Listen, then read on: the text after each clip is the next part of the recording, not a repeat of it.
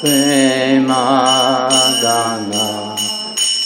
Karuna Pracho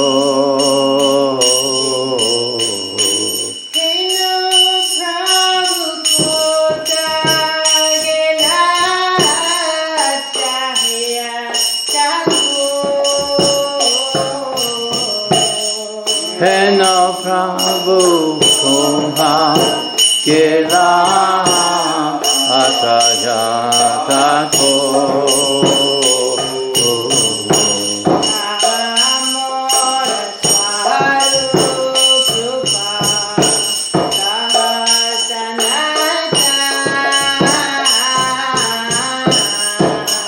Kahamora Swarupa Ahasanata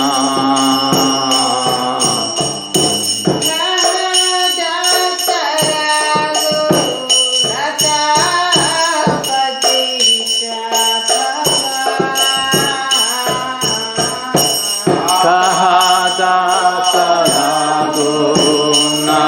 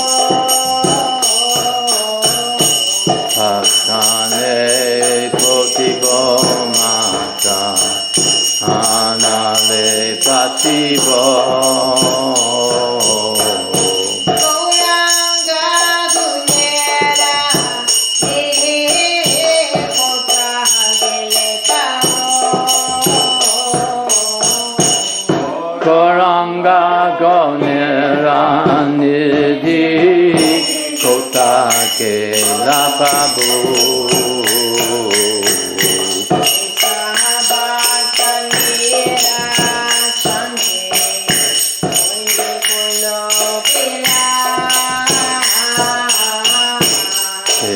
Sabego Inga Sange Ye Kole Baila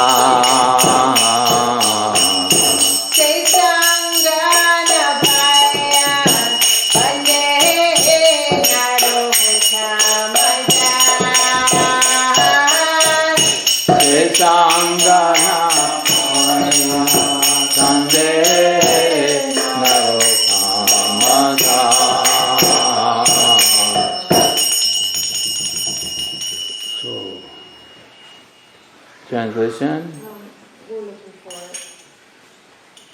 the translation. Without my glasses, I'm struggling here. What's the last name? Vilapa. Vilapa.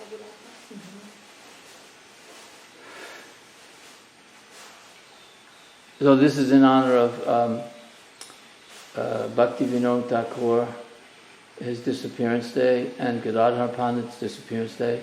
Bhakti Vinod is the father, the paternal father of Bhakti Siddhanta Prabhupada. Yeah, I could read it. Yeah. What? I could if it was still there. Okay.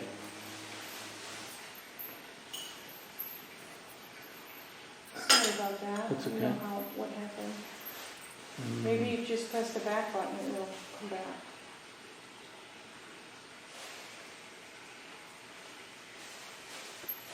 The translation to this is, He who brought the treasure of divine love and who was filled with compassion and mercy, where has such a personality as Srinivasa Acharya gone?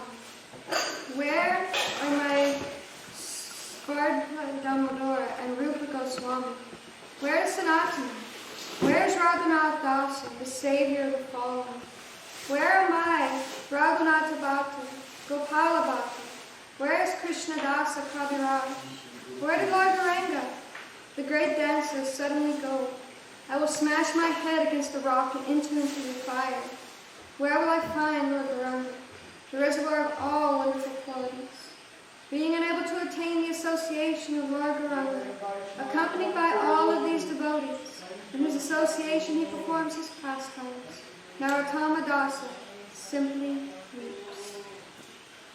Srila Bhaktivinoda Thakur ki, Nanda Pandit ki. Hare Krishna.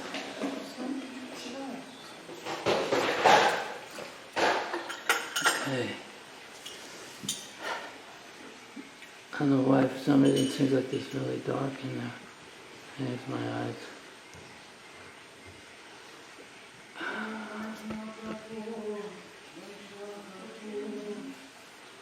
Okay.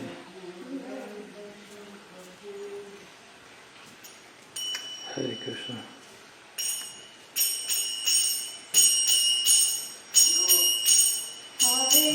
Hare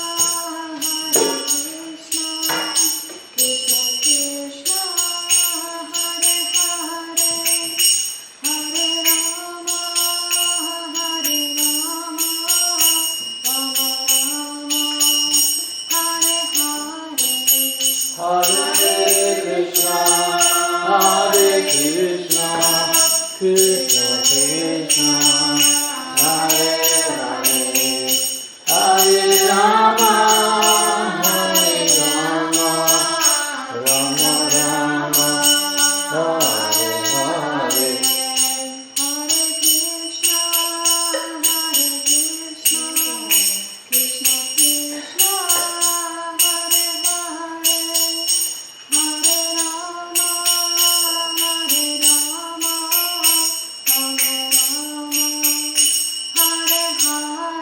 Hare. Hare Krishna, Hare Krishna, Krishna Krishna, Hare Hare, Hare Rama, Hare Rama, Rama Rama, Hare Hare.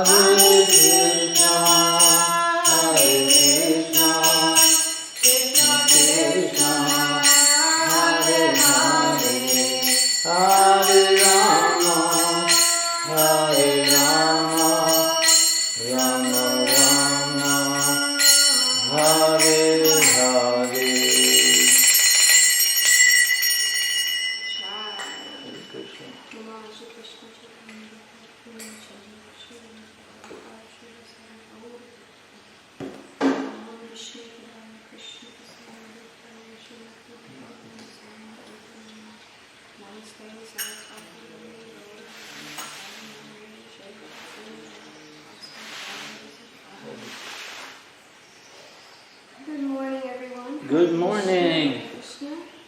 I was invited last week to read today, and I looked on the calendar and realized it was the disappearance day of our dear Srila Bhaktivinoda Thakur. I thought it would be fitting if I read about him.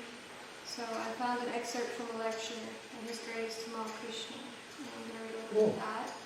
And it's also Gadadhara Pandita's disappearance day, and I'm going to read the Gadadhara Ashtakam in honor of him. Wow. Good thing I asked you to read it. I didn't notice. I'm so glad you're so enthusiastic. Hare Krishna. All glory to God. I worship the greatly learned and exalted spiritual master, Srila Gadadhara Prabhu, who appears very splendid. Engaged always in the devotional service to the Lord, he always performed pastimes in Braj. where he is very prominent among the gopis, who are very dear to Lord Hari.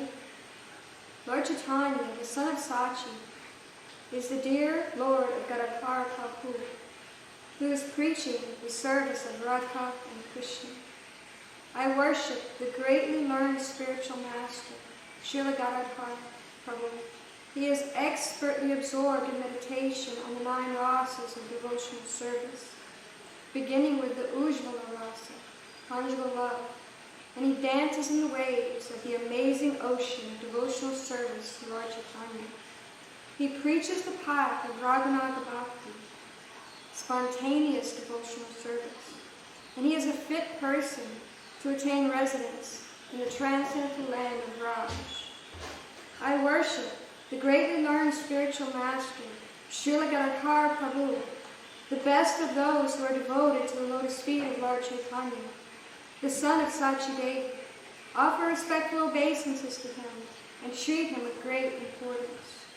He is very dear to Lord Krishna, who is seated in the middle of a lotus flower which is in his heart.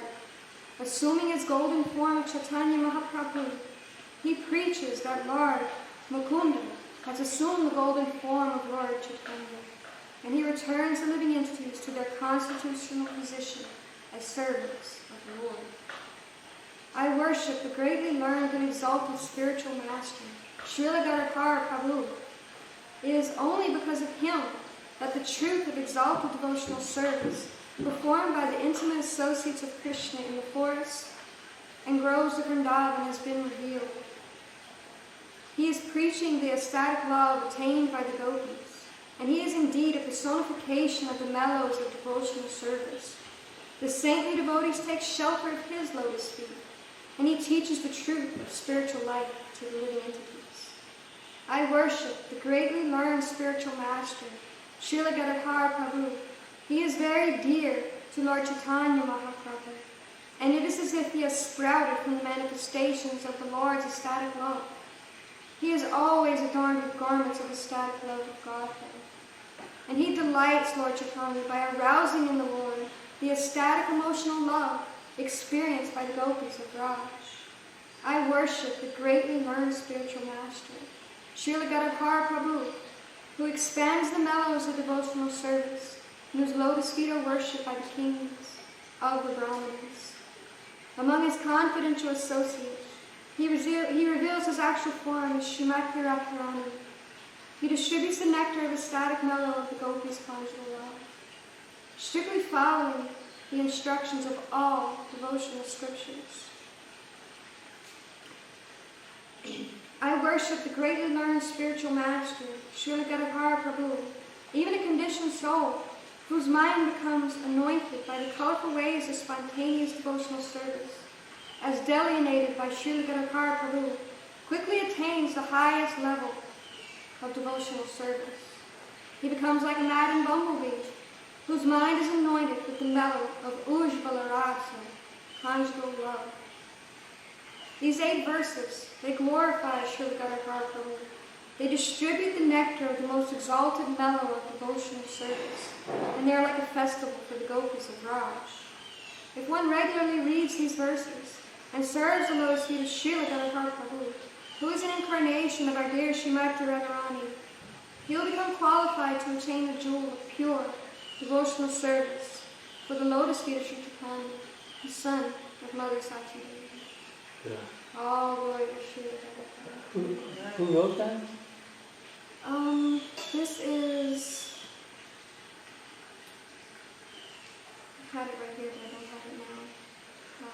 So I remember, I think it was last year, I was doing some research, and it was stated that before Lord Chaitanya went to Goya for his observing his father's passing, and he took initiation there from his spiritual master Ishwara. He was, very erudite scholar and defeating all the other scholars and very proud. And Gadadhar Pandit, who was Radharani, was very She didn't care for him. She said, why don't you, why don't you join us in the mood of bhakti? Why are you being so much interested in the cultivation of knowledge and defeating people in the scholastic debates? So it's very interesting, sort of an intimate kind of, when you realize the background that she is Radharani. I mean, he is Radharani, and here he's, doing this pastime, and she's encouraging, come to bhakti, come to bhakti. They were all praying that he would come to bhakti, because he was displaying how intelligent he was and how he could defeat everyone. So I always found that, I just think that sounds, it's just so sweet. It is so sweet, and what I found in studying these great personalities, as I said, I think last week, the thing that really struck me when I first read the Bhagavatam, something that stuck with me is, the importance of the devotees and honoring them, and that they're the ones who can really give us the mercy. And how Lord Krishna says, don't try to worship me, worship my devotees. And I have read all the books, but I don't know much of the history of these great personalities, and it's just really beautiful to contemplate on them. Like Srila Bhaktivinoda Thakur, his contribution to the Krishna consciousness movement. He's the one who really brought it back. It had gotten lost. He resurrected it. He resurrected it, and he says they can still offer us all mercy. We just have to meditate on them and worship the Lotus feet. That was written by Srila Sarupa Damodar Goswami. He's one of Lord Chaitanya's confidential devotees. There was so much going on in the life of Srila Bhaktivinoda Thakur. And on his disappearance day, I found this little stanza that he wrote, to quote from it. He reasons ill, he tells that Vaishnavas die. Who thou art living still and sound. The Vaishnavas die to live, and by living, try to spread the whole name around. So, all glory to Srila Bhaktivinoda Thakur.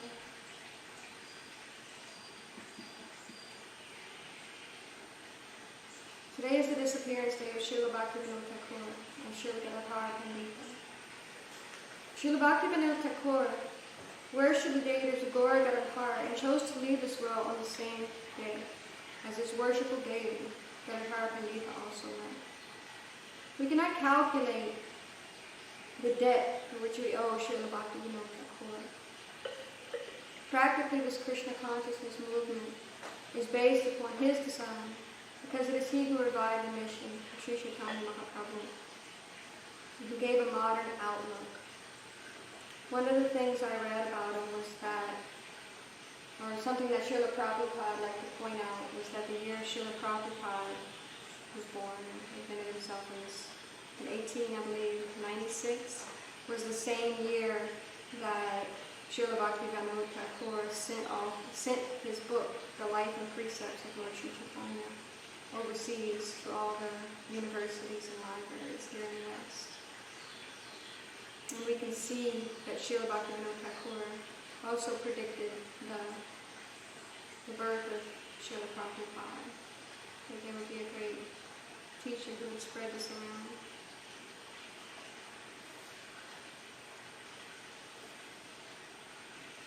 As Srila Jiva Goswami organized the preachers after the departure of Sri Chaitanya Mahaprabhu, so Srila Bhaktivinoda Thakur personally himself and through others organized the spreading of the Krishna consciousness movement all around the world. Yeah, it was McGill University in Canada was the first place that he sent that book. The devotees found a copy of it. And also I was reading, like I said, there's so much about him, there's so much that he did in his, I believe, 76 years. And how,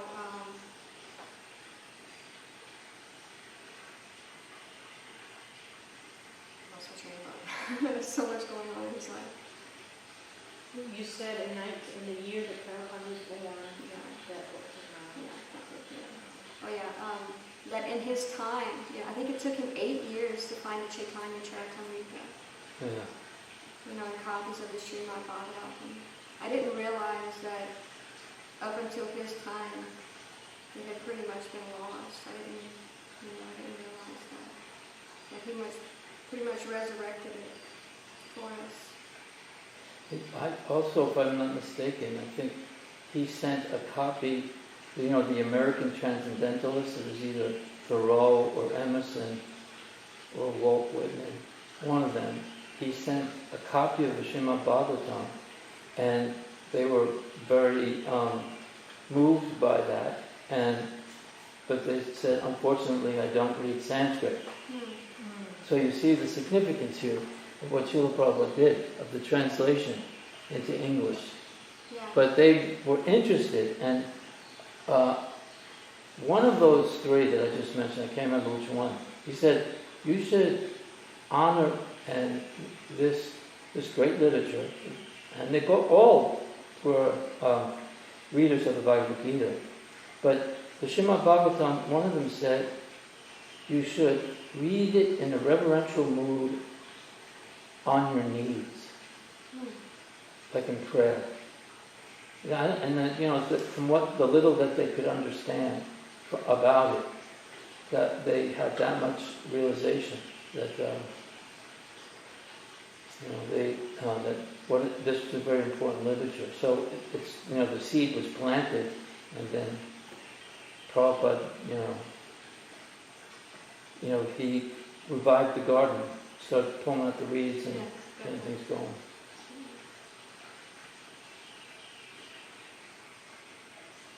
Srila Bhaktivinoda Thakur had a very well-rounded education and happened to have the opportunity to study the teachings of Lord Chaitanya. When he compared all that he had read and learned while with the teachings of Lord Chaitanya, he recognized that Chaitanya Mahaprabhu's teachings were the ultimate of all transcendental knowledge. Actually, Srila Bhaktivinoda Thakur is an eternal associate of Lord Sri Chaitanya Mahaprabhu and Shri Radhakrishna, who came specifically to broadcast Chaitanya Mahaprabhu's teaching. The book which Bhaktivinoda Thakur wrote proved beyond any doubt that Sri Chaitanya Mahaprabhu and his associates are actually the personality of Godhead, coming into this world to perform transcendental pastimes and to deliver the people of this age. Another amazing thing he did is he excavated the birthplace of Lord Sri Chaitanya Mahaprabhu. He reminded everyone that the disciples of Sri Chaitanya Mahaprabhu and the work they did, and the 6 Goswamis of Vrindavan, he is often referred to as the 7th Goswami. And also that too.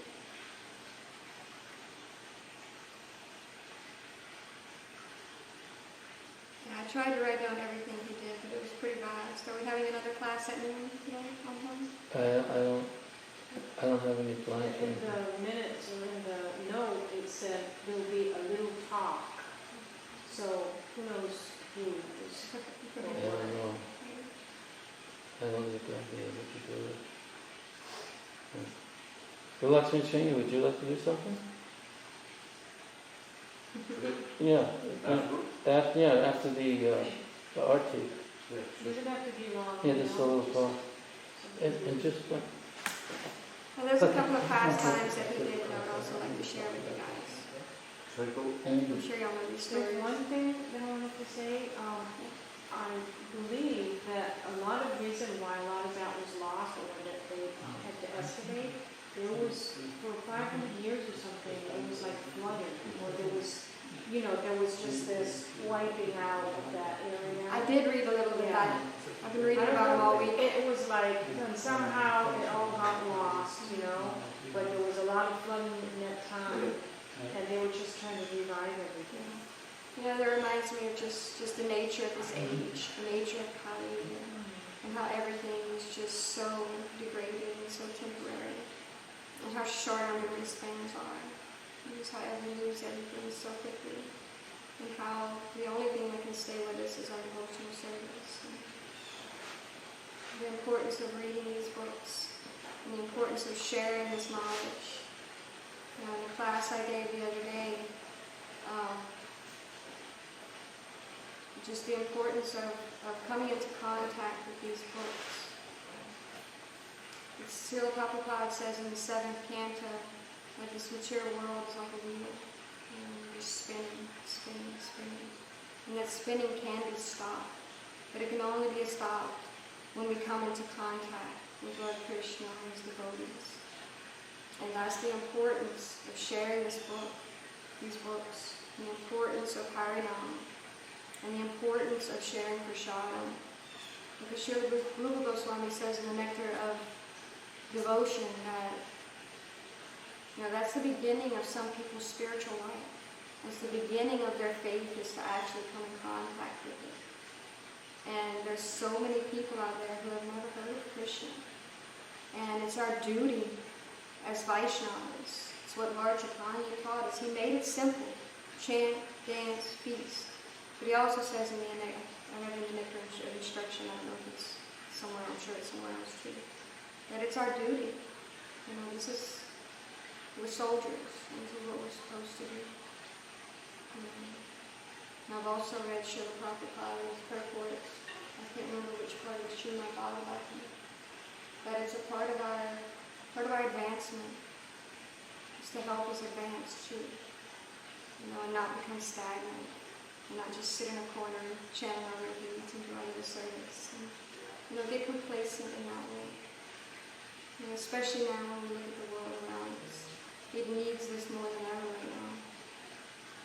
More than ever. And there's a couple of stories I'd like to share about Srila Bhaktivinoda Thakur. He was also, I don't know if the right word is, a great mystic. He was very powerful living entity. This is the story of the emancipation of the ghost. I can see this.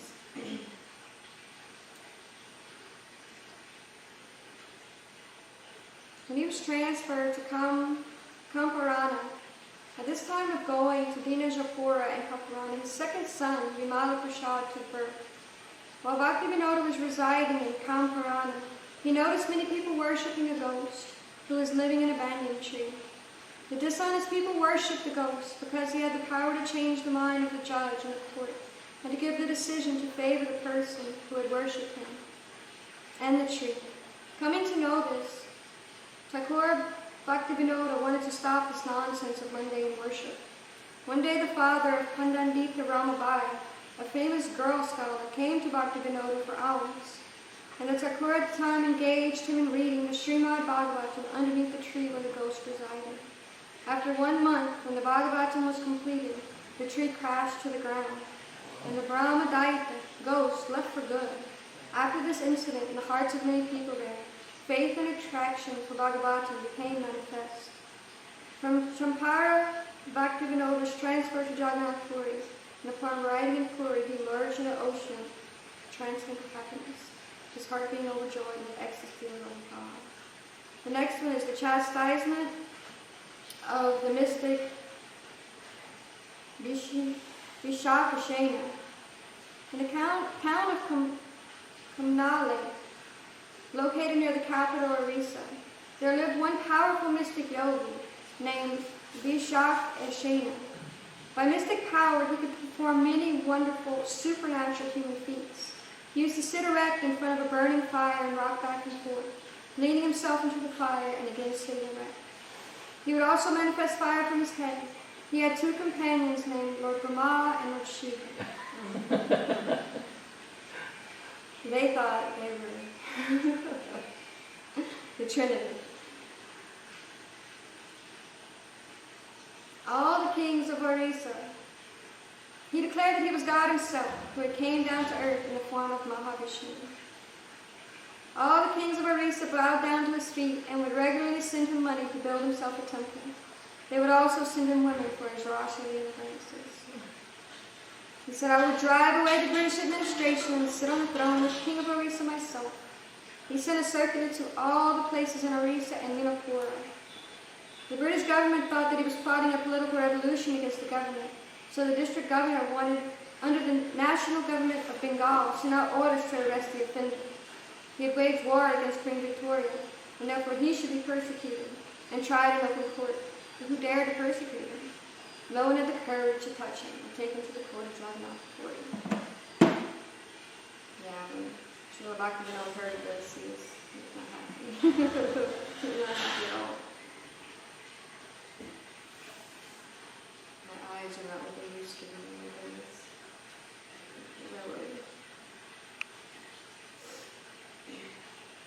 You just arrived in Jagannath Puri. The Orissa division was under the charge of Mr. Regenshaw, a district commissioner from England. Mr. Regenshaw knew and believed in the power of Thakur Bhaktivinoda, who was then the deputy magistrate of Puri. He especially requested and gave him charge of the persecution of this bogus Mahavishnu. Those two bogus lords. On the other hand, Bhaktivinoda could not get a single man to go and touch him. They were all terrified of his heavenly powers. So the Thakur went personally to arrest him. Bhaktivinoda Thakur wanted to find out what the nature of his power was. He knew that it was the power of the mundane world, and he was not the least bit afraid. When Bhaktivinoda approached the yogi to arrest him, Bhakshakishena showed him some of his supernatural power and said to Bhaktivinoda, "Ah, you are the Hirdaranatha Datta, and you have come here to inquire about my activities. But I warn you, do not disturb my activities, for I am the Supreme Lord himself." Bhaktivinoda replied, "My dear sir, you are a great yogi. Why are you living here? You should come with me to Jagannath Puri, so you can have the darshana of Lord Jagannath." To this, he angrily replied, "Why should I come to see Jagannath? He is only a hunk of painted wood, where I am the Supreme Personality himself." Bhaktivinoda became like a burning fire, and immediately physically arrested the rogue, who had to submit to the mighty godly power of Bhaktivinoda. He brought Bhakshakishena to Puri and threw him in jail. Bhaktivinoda put 36 Muslim constables and 72 police from Cuttack in charge of guarding his cell daily. Bhaktivinoda then went to find the assumed Brahman Shiva, but these two rascals denied their position and said it was only done in agreement with the orders of Bhakshakishena. Later on, they were also persecuted by one Mr. Taylor, who was a subdivision officer at Kodar. Bhakshakishena was also tried by Thakur Bhaktivinoda in his court at Puri. The trial continued for 18 days, and daily thousands of people would gather in the courtyard while the trial was going on and make loud demands for the release of Bhakshakishena. On the 6th day of the trial, Bhaktivinoda's second daughter, the 7-year-old Kandamini, became seriously ill, almost to the point of death. Many doctors attended Bhaktivinoda's house all through the night and the morning. At about 8, she was well and playing in the yard. Bhaktivinoda could understand that this was an exhibition of the mundane mysticism of the demon, Bhakshakishena, upon whom his daughter to make him afraid of the yogi. But Srila Bhaktivinoda was undaunted.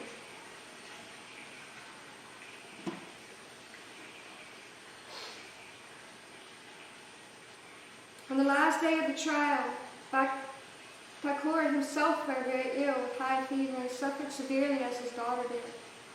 For the whole night he was awake, and in the morning with great difficulty he was carried to the courthouse. Upon beginning the trial, he declared his final judgment that Bhakshakishena would be thrown in jail for 18 months under strict imprisonment for political conspiracy. While Bhakshakishena was removed from the court, Dr. Walter, the district medical officer, jumped on Bhakshakishena from behind and with a large pair of scissors cut off all his long hair on which his power had been dependent on. As soon as his hair was removed, he fell to the ground like a dead man, without any power, not even enough to walk. He had to be taken on a stretcher to jail. After 3 months, he was moved to the central jail in Midnapur, where he took poison and died in the year 1873. By this pastime, Thakur Bhaktivinoda and the energy of Lord Chaitanya proved that any earthly aggrandizement of power cannot stand before the godly divine power of a pure devotee of the Lord.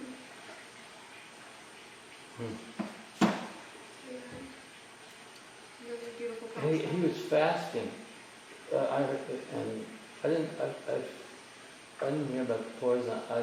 What I read that he had died of malnourishment. You know, God dies of malnourishment because he was fasting. But maybe there was poison too. I don't know. Yeah. Yeah, I reminds me a little, I read Krishna book every day, the pastime, where, I forget who it was, declared that he was God, and where Krishna was laughing at him. Yeah. And he wasn't just like smiling, like he was like laughing. Really laughing. Just, I thought it was funny. Yeah. Thank you for your patience today, guys. Any other comments or questions about any of this? Well, there's another story about a ghost. Bhaktivinoda Thakur was traveling, and I don't know if I think Bhaktisiddhanta was traveling with him, and they arrived at a village, but late in the evening, so they took shelter in an abandoned, I think it was a temple, and the whole night this ghost was like causing the bricks to fly around and bang and things like that, and create disturbance. And Bhaktivinoda Thakur began to chant very loudly. And then finally, they were able to get some rest.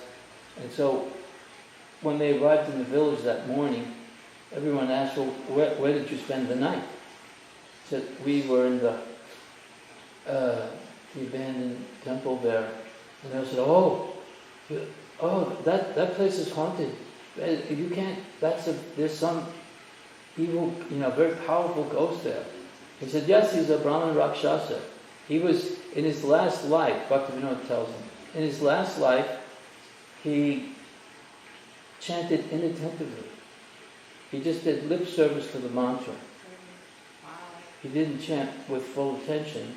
And at least this is the way I'm remembering it. I read it in Bhakti Vikas's book, Bhakti Vikas Maharaj's book. So they asked, well, what can we do about it? Well, he said, if some pure soul comes and can chant purely or read Bhagavatam purely, then he will go away. So then after Bhaktivinoda Thakur left, there was never any more visitations from this ghost. So they realized that Bhaktivinoda was that pure. I think he said Mahabhagava. He said something like that.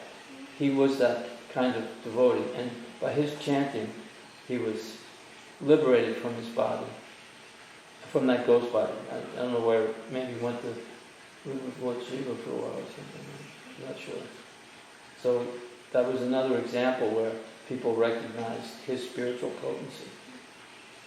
And we really can't talk about him without mentioning his son, Yes. his ray of Vishnu that he prayed for. Yeah. And it's our dear Srila Prabhupada's spiritual master.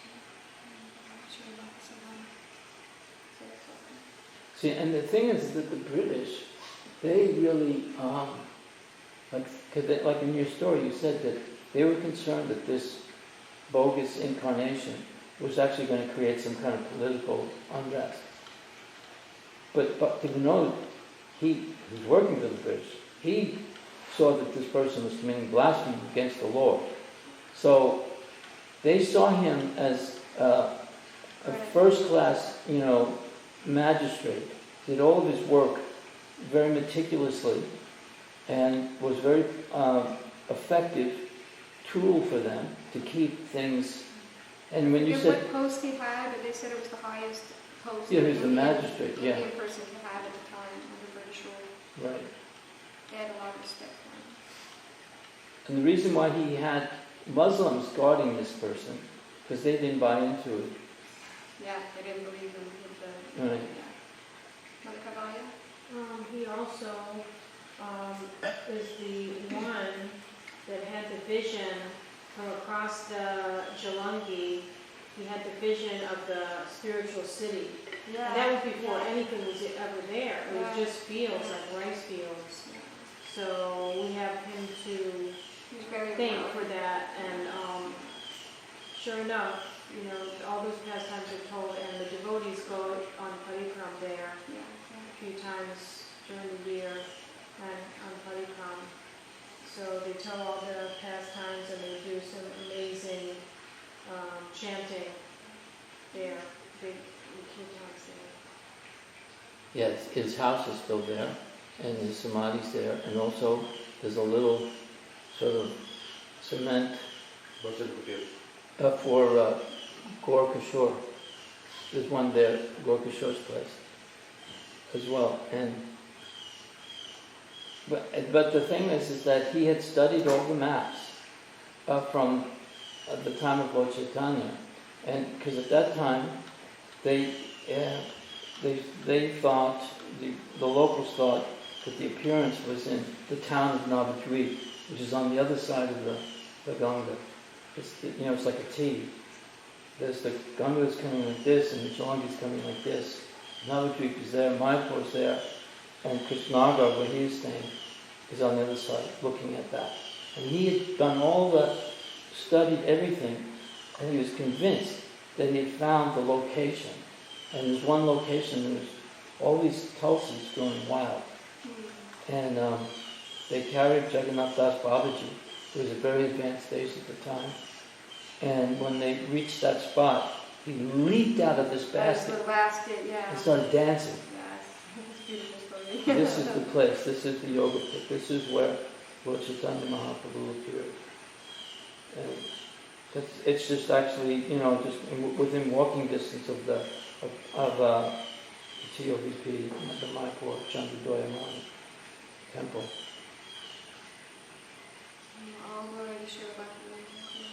Yeah, thank you very much. Thank you very much for glorifying me today. Jai. Hare Krishna. Hare Krishna.